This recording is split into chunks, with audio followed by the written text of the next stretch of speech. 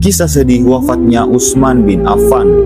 Ya, Utsman bin Affan ini merupakan sahabat setia Rasulullah Shallallahu Alaihi Wasallam serta khalifah yang paling banyak berperan dalam perkembangan Islam. Salah satunya yaitu membukukan Al-Quran atau sebagai mushaf. Beliau menjadi khalifah ketiga setelah kematian Umar bin Khattab. Utsman merupakan khalifah dengan kepemimpinan paling lama. Namun menjelang wafat, beliau banyak ditimpa cobaan dan pemberontakan yang dahsyat hingga membuatnya terbunuh.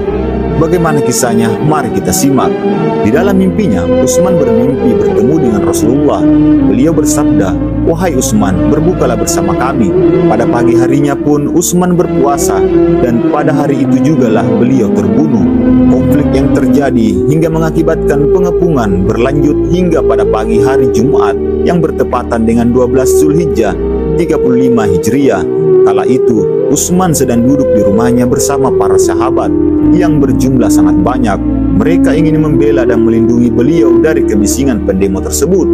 Utsman sebenarnya telah memerintahkan mereka keluar dari rumah dan melarang mereka untuk membelanya, tapi mereka tetap bersikeras. Hingga akhirnya Utsman berhasil memerintahkan mereka keluar dari rumah dan membiarkannya sendiri yang menghadapi para pendemo tersebut. Di rumahnya hanya tersisa Utsman dan keluarganya. Lalu beliau membuka pintu rumahnya. Hadis riwayat Ibnu Sa'ad. Masuklah seorang dari Bani Sadus yang dijuluki dengan Al-Maut Al-Asad, kematian hitam, yang kemudian langsung mencekik beliau.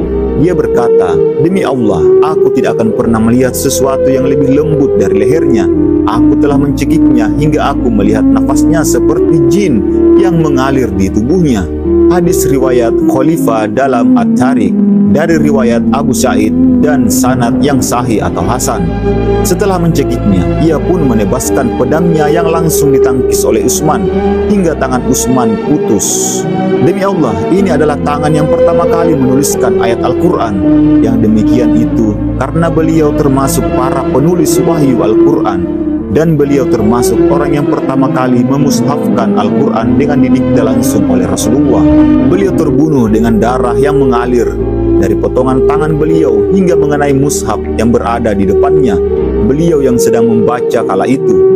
Darah tersebut jatuh pada firman, "Maka Allah akan memelihara kamu dari mereka, dan dialah maha mendengar lagi maha mengetahui." Quran Surah Al-Baqarah 137. Hadis riwayat Khalifah dalam At-Tariq. Kemudian ini juga dikenang dengan memberikan tinta merah di tengah-tengah Al-Quran yang terkena darah Utsman.